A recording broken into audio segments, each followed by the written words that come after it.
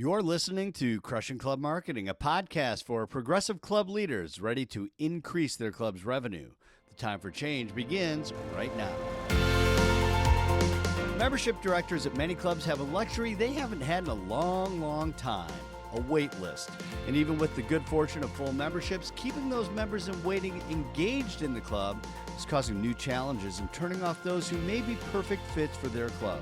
Jason Becker is the CEO of Golf Life Navigators and recently completed a survey of more than 550 to better understand their needs and willingness to go on a club's waiting list. In this episode, we go deeper into the opportunities and challenges that the club waitlist presents. Well, thanks for listening. I'm Ed Heil, and today we are going to talk about waitlists. So you may have seen the blog post that Jason Becker wrote for Club Essential, and if you haven't seen it, there's a link to it in the description, and you're going to want to check it out. You may be at a club with a waitlist right now, and if you're like a lot of clubs, you've never had to deal with this before. Totally new scenario for you. And for a lot of GMs, board members, membership directors, you're trying to figure it out. For the first time, you're trying to figure out how to set up that waiting list and make sure that it's one that will keep people engaged and want to stick around through that wait list.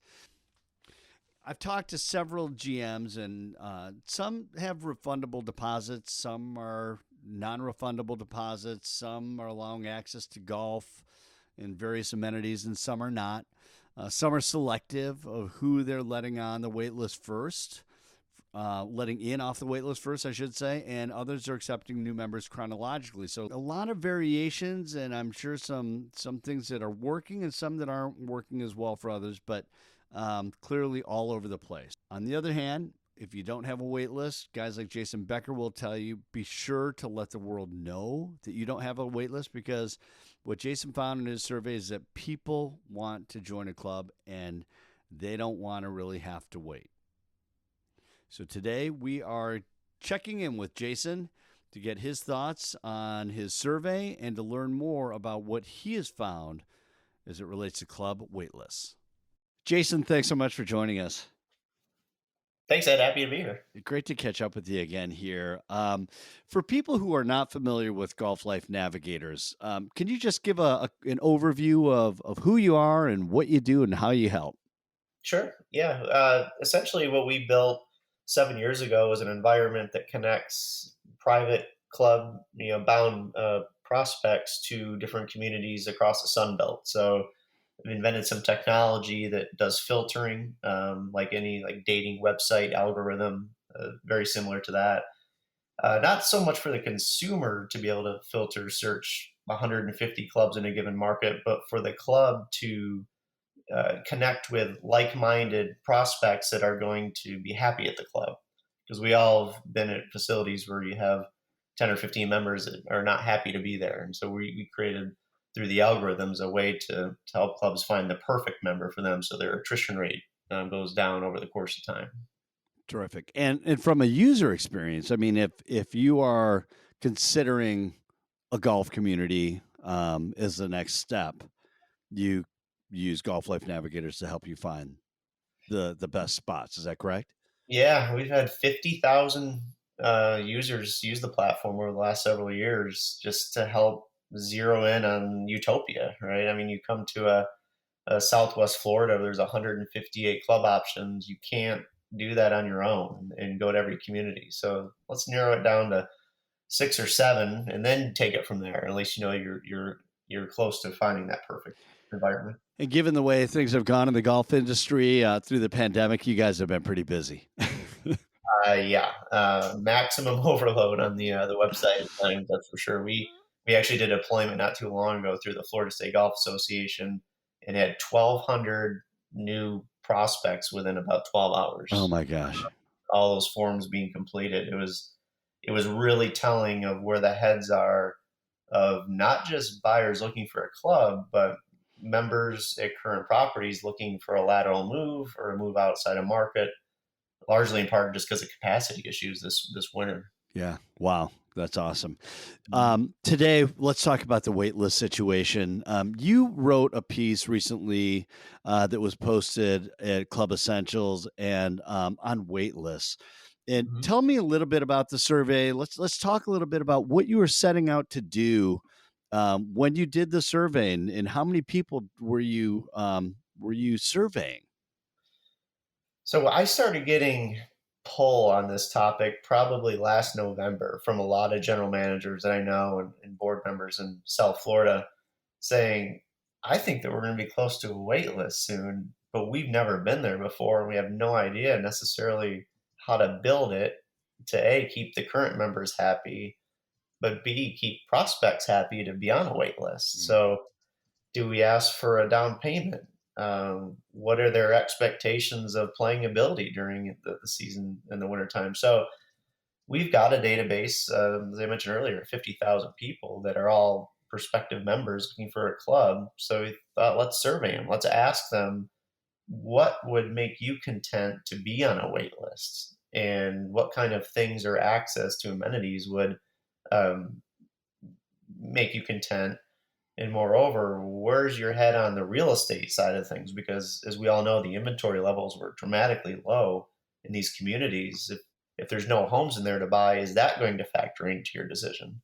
Right. So sent out the survey, and I guess it was just before April. Got roughly 600 respondents back.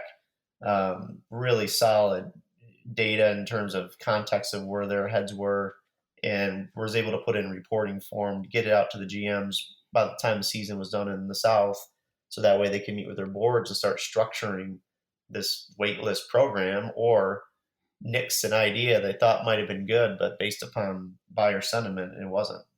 So there are a couple of things happening. I mean, in this is, and one is general managers or club leaders that have never really had to deal with a wait list before. So it's like, how do we handle it? What are the best ways?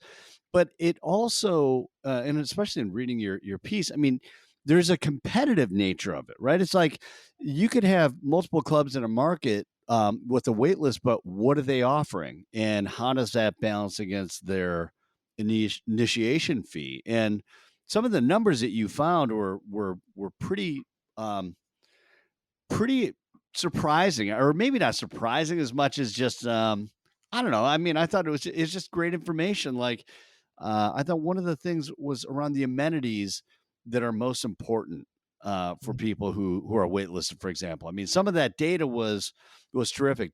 Was there anything that really surprised you from the survey? Or what were the things that really jumped out to you? Like, wow, that's either really affirms what we believed, or something totally different than what you would have expected. I think what we all learned after looking at the data was that the difference of opinion and expectation based upon the user's initiation budget. So the prospective members that had budgets of $10,000 to $25,000 for a club, $7,000 annual in dues, their expectations of access to the club were tremendously different than the more affluent folks that had $100,000 plus How budgets. so? So it seemed like that the folks with the higher budgets were a little bit more um, understanding that they've got to wait, and they're understanding that, okay, I'm only going to be able to play golf 4 times during a given month during the season while I'm on a wait list. I'm more understanding that I've got to write a check for 50% down to hold my spot. Mhm. The folks on the other end of the spectrum were not as understanding and a little bit more anxious. They've worked their whole lives for this moment. They got cash in hand, willing to even probably pay a premium, but they wanted immediate access and didn't want to wait 2 to 3 years, which a lot of clubs were starting to project, because it wasn't so much the influx of buyers wanting private golf, it was also a decrease in attrition. People weren't leaving. Mhm. And so it was a perfect storm for the private club world of, okay, we thought we were going to have 30 members leave this year, but now we only have 15. So the wait list is going to be even longer now to get in. How much of that is exclusivity? You know, I mean, people when you're paying $75,000 to join a club, you know you're joining, or you may feel like you're joining a more exclusive group? I mean, as I'm saying it, I'm like, well, does that really make sense? But in your opinion, does that come into play with the people that are more understanding at that higher entry point? Yeah, I think that there's probably something there to that statement. I would assume that most of those people also are members at a club currently in the north and maybe have been around this scenario before and are understand what it's going to take. Where the buyers at the other side of the spectrum, this is their first run at it, and again, they're they want to play golf, and they just got to find a place that's going to have availability and more importantly, well, maybe not more importantly, but going alongside that search is the search for a home for that spectrum of buyer. And so, if the real estate's limited, then it makes the search even more complicated.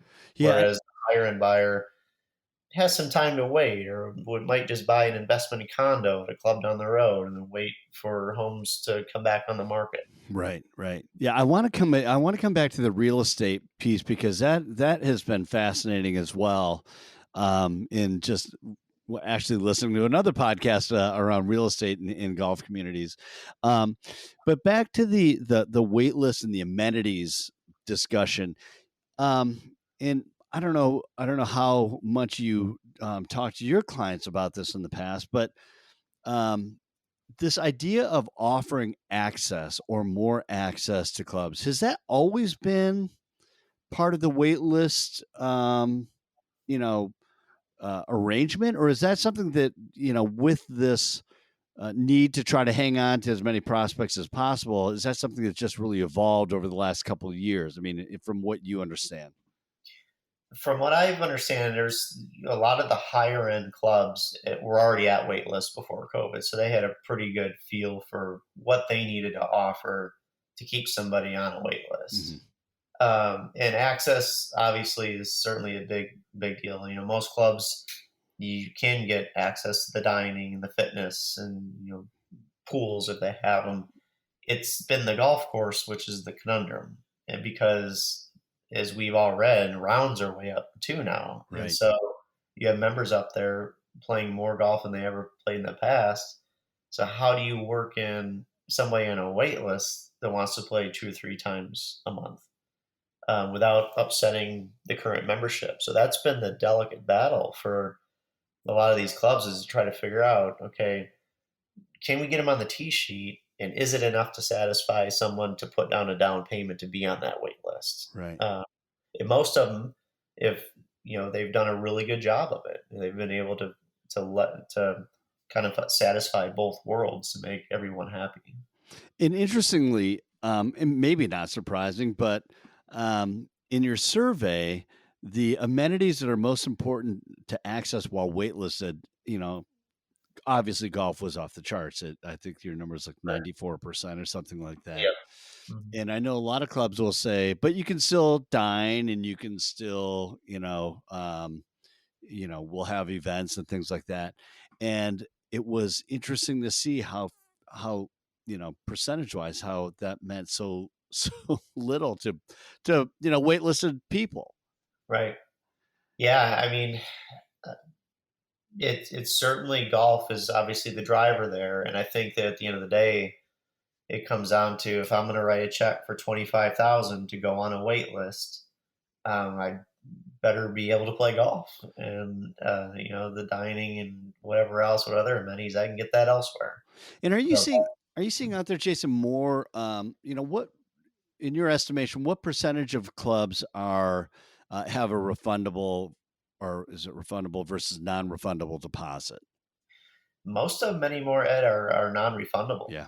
um, and at the higher end of the spectrum, you're probably definitely going to see deposits, but at the lower end, it's likely that a club does not have a deposit program, just Mhm. because people aren't gonna write the check and hope and wait. So that's where the fear that I've been kind of expressing to all these clubs is, don't get content with your wait list numbers, especially if there's no deposit, because I fully anticipate dilution of wait lists, because people just are not going to wait. They're going to go to another market or another club, buy, and there's no reason for them to pick up the phone and call the membership director and say, "Oh, by the way, I decided to join another club."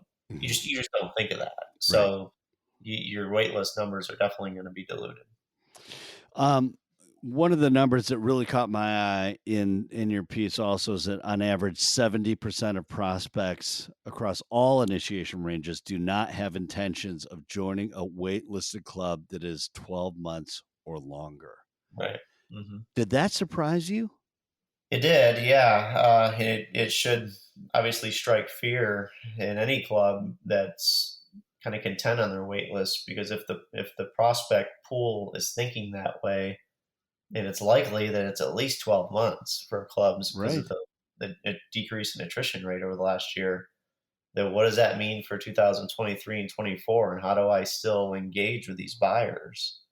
Or worse yet, if there's an economic disturbance and the pool shrinks, how am I going to get to them? And do I have them in my pipeline? Right. So, um, yeah, it doesn't surprise me. I feel for consumers every day that we talk to, they have money. They just want to find a club and a home, but there's nothing to buy. Right. And you feel for them. They work their whole lives for this moment, and they're looking at other markets, deciding to wait it out or settling for maybe a smaller home or a club that wasn't necessarily on the radar, but they just want to play golf. How are those numbers different for golf communities versus just standalone private clubs, or did they look pretty similar? Before COVID, they were pretty similar. So you had about 49% of people that used our platform that said they did not want to live in a gated golf community, which was Hmm. another conversation and topic. But now, today, that number is down to about 27%. So 73% of people are saying, no, I want to be in a golf community now. That's what COVID did to the perception of buyers because of the controlled environment, the socialization and activity opportunities. So yeah, the gated golf communities that have a premium, especially those members or residents who are sitting in a golf home, are selling it and making a really good premium. So Yeah, so let's talk about that. And you started going there a minute ago, but the complexities that golf communities have with limited inventory for homes. I mean, the other thing, right, that's just been out of control is the housing market. Um, mhm. and um, and so, depending on where you're looking, you have to be members of the club to live in the community or I mean, let's just kind of help our listeners understand what you're seeing or some of the trends you're seeing and the challenges for the private clubs within those golf communities. Yeah, man, I've been kind of screaming about this for the last several years, is that clubs needed to have more, not control, but just a better pulse on the real estate sales that are going on within the gates of the communities. So many clubs were not really following that too closely. A lot of it was member ran. You had Mrs. Smith, who was a real estate agent, and she was selling, or you had people coming in and out, agents selling. And so the capture rate numbers got all out of whack for a lot of clubs, meaning it was declining. Only 46% of our residents were full golf members. Right. As that number declines, that creates a lot of issues for the club financially. So, luckily, if there's one positive thing that came out of the mad rush here, is that people wanted to be in these communities, so capture rate is going up. So that should help the communities that were going down a bad path. The problem is they still don't necessarily have control of that in terms of direct communication with the agents who are selling in there. And are we able as a club to bring that in house, meaning open a brokerage or rent out an office space to a local agent who pays us rent monthly, just Hmm. so we have it internal Hmm. and kind of control, not necessarily control who's buying in there, but just know who's buying in there. Hmm. Um, because it's such a these golf homes are selling sight unseen. We have agents in our platform that are selling things on FaceTime. Oh People my are not even gosh. year. They're just looking at it. So they're definitely in that. Frankly, we do not see that slowing down at all. No, not golf community home sales. Interesting. I Mhm. mean, even in a but in a downturn, I mean, is there backlog so strong right now from what you've seen that this is going to just last for a while? I think so. I really do. I think that there's such a demand. I'm speaking more specifically like Sun Belt markets, Mhm. like Palm Springs or Scottsdale, Hilton Head, from markets all over the world, feeder systems that the demand is going to be strong. And you've got people that have been bitten by the bug of golf and really enjoyed it. Mhm. I can see rounds maybe decreasing a little bit, but in terms of demand for a home in these golf communities, especially the ones that are financially strong because of all this that's occurred and investing into amenities, I think it's going to be here for a good while. Is this maybe is this the right time for some of the private golf communities or gated golf communities to say, "Hey, let's figure out a model now how we can bring someone in-house or have a brokerage on property that is, gives us more control." Is this the right time to do that? Yeah, I think it is. The hurdles that most clubs are up against out of the gate is when Mrs. Smith finds out that you're going to do that, Right. and she's not going to be happy. Yeah. That's her territory. So you got to get past those realtors that are in the neighborhood and who are members who are making all the sales. Right.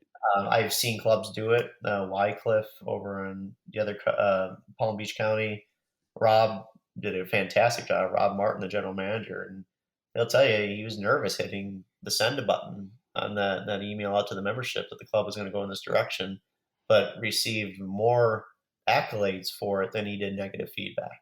Interesting. Um, Yeah. because the members that as a whole knew that was the right thing to do, that we needed to have some sort of management over this process to make sure that we're getting not necessarily the right member in here, but we're at least controlling the message that random agents might have who are leaving and entering the property. Right. So maybe Mrs. Smith isn't that scary after all. No, at the end of the day, that's basically what it comes down to. Is, and the clubs have never really been, for the most part, in the real estate business, so it's just something that never needed to be done. Right. Uh, but the opportunity now, especially with inventory levels low, and you can go to the membership and say, if you're going to sell, please stop in and talk to our partners, Sotheby's here in the clubhouse Right. first. Yeah, I Um, mean, like a lot of things. I mean, selfishly, like us for marketing, it's one of those things where it's an opportunity to do some of the things that you couldn't do when your revenue was tighter or when you were playing a little bit more scared. And now, and not to say people should be foolish, but if it gives you the ability to build things and do things that you haven't done in the past for financial reasons, maybe now's the time.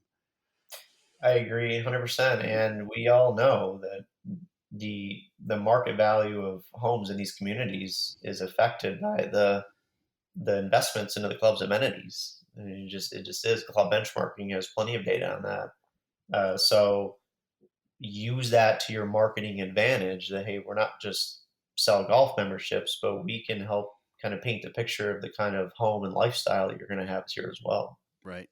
All right, let's switch to some help for you've got a well, let's start with this. Let's start with the private clubs that don't have a wait list right now, or yet, or or may not. In this type of a market with so much competition and wait lists at some of the clubs, what's your recommendation for those that don't have a wait list? Absolutely 100% tout the fact that you don't have a wait list and you have tea time availability because that's been the biggest negative, um, uh, I, I guess, deal for people, especially this winter that were looking for a club to buy, or you had members at a club that couldn't get on the golf course as much as they wanted to, and were like, "Well, I'm going to sell and I'm going to go to another club where they might have availability." because they're 20 away from cap. Hmm.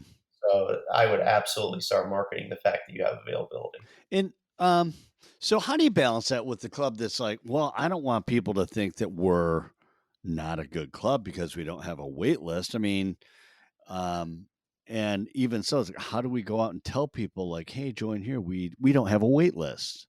Um, but that's kind of what you're saying to do, right? Yeah, I mean, there's probably some, and you're better at this than I am, some clever marketing tactics to take and to tell that story. But you know, a lot of it just comes down to it could be a club that just does not have or has had the marketing engine that the bigger clubs do in terms of Google and SEO and running ads and links magazine. So Yeah. it could be as simple as that. Yeah, it's interesting you say that, and one of the things that we have done and have seen, especially in leaner times, is Facebook ads.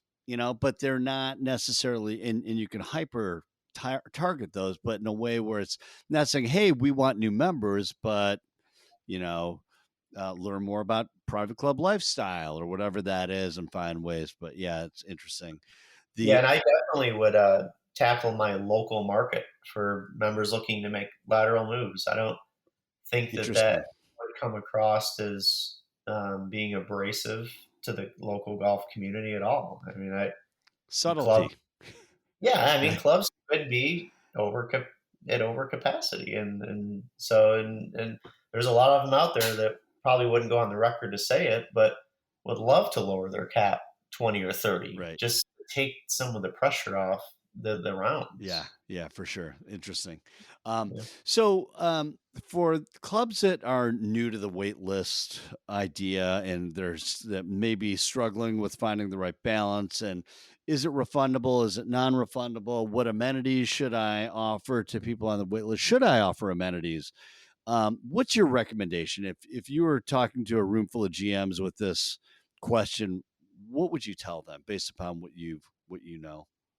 I think it would definitely be dependent on the financial structure of the club in terms of initiation range, because buyers at different levels, like we chatted about earlier, have different expectations. So, and you have access to that data. We can send it to your listeners if they want to see it. But if I'm the middle range club, I'm at a wait list and I want to grow at 20 or 30 and I want to keep prospects there, I would have some sort of down payment or at least refundable spot to hold your position, is then that person's going to call you and let you know that they joined another club. And at Mhm, least uh, just have that those dollars sit in escrow or whatever. mhm, But playing ability of the golf course, if you can get those waitlisted members out with the leagues somehow, so maybe they can't bring guests, but they can at least go out with the men's or the ladies league mhm. couple days a week. That's big, not only for that to satisfy the demand of that golfer, but now they're building friendships, Right. or the league is gaining a new member. So when it does come time for that prospect to pull the trigger and go all in, chances are they're going to do that because of all the friends they just made. Right. How about some of the other amenities? I mean, based upon the survey results where you were showing things like, fairly low percentages for people, as far as an amenity being invited to member events and parties. Is that something that you would even, I mean, do you throw that in as part of the benefits of being on the wait list, or is it just almost a non factor? I think it depends on the environment of the community. If golf is the central point, then it's probably not a big deal. But if it's a big outfit with numerous amenities, I think you almost have to have some sort of access, because even if 20% of buyers say that having access to the practice range is important to them, Mm, um, you don't want to lose 20% of the market, right? So right. I mean, it adds up. So can you sustain that even if it's specific times a day to use the fitness center or the dining operation or practice facility or whatnot? I think that any club could probably figure out a creative way to at least settle that demand. Right. Right. I mean, it doesn't hurt, right? It's not like, if you add No. these things, it's going to deter anyone from that. You think about golf availability and inventory of tee times and things like that. It just reminds me of the Golf Now model, almost like, hey, if you're a club, look at your tee sheet. Well, when are you usually soft and offer that, once a month or something like that, just so people have that opportunity as well. Right. Right. Yeah. I mean, anything to have and to have it all laid out. So there's no, gray area. Okay. This is Right. what I get as a waitlisted member. And maybe it's tiered. I've seen that at clubs too that, okay, you're entry level waitlisted, you get access to these amenities. But then when you hit tier two, meaning you're closer, now these doors of amenities you get access to. And Mhm. you kind of create this excitement about finally getting to be a full golf member. Right. Yeah, there is that, and so in disclosure, we recently joined a club, and we were on a wait list, and the more in the spirit of being on a wait list, the more transparency that you're able to provide to those people, the better. Right. Right. It's when we're not really sure, and I've talked to some people where they were exploring for the people of the wait list to not have it be a chronological wait list where it was more subjective, where they could look at the wait list and say, oh, let's let in Jason now. And Hmm. and some of those things, I'd love your perspective on it, but from my perspective, I think, boy, you're going to start going down a very slippery slope and potentially developing a reputation in the market for how you are bringing new members in your club. Absolutely. Yeah, I agree with you 100% there. I mean, you want to be just as transparent, as crystal clear as possible of what the expectation is. I don't care if you're putting $1,000 down or 20,000 towards your spot. You're giving something, and so you should be getting something in return Right. without question. So, what do you think is going to happen? I mean, both in the private golf communities and the standalone private clubs. We're riding a great wave in the private golf industry right now, where demand is up, real estate's up. Um, I think that we all recognize that it's a cyclical business, like a lot of others. What do you think? Timing wise, if you were to look into your crystal ball, what do you see happening, in what time frames? I mean, I definitely just don't see any slowing down of the demand, especially from someone from the north taking the perspective of moving to maybe a tax friendly state. There's all kinds of different motivations of why people are looking at these golf communities outside of just the golf lifestyle. So you have that strong push.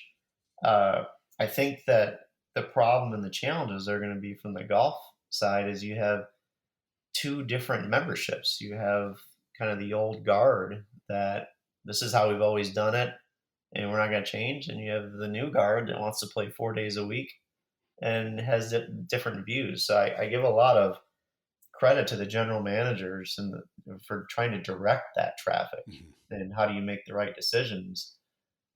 Capacity is going to be an issue, and the National Golf Foundation agrees in their recent report that capacity and tee time availability as showing no signs of slowing down anytime soon. Mhm. So, how do you balance that with waitlisted numbers? And I think that every club just has to sit down and really think through because of their own specific dynamics of how they can do it. And when they make a plan or a blueprint, just stick with it, and try not to change if possible, because that's when you're going to create the angst from those on the wait list. Mhm.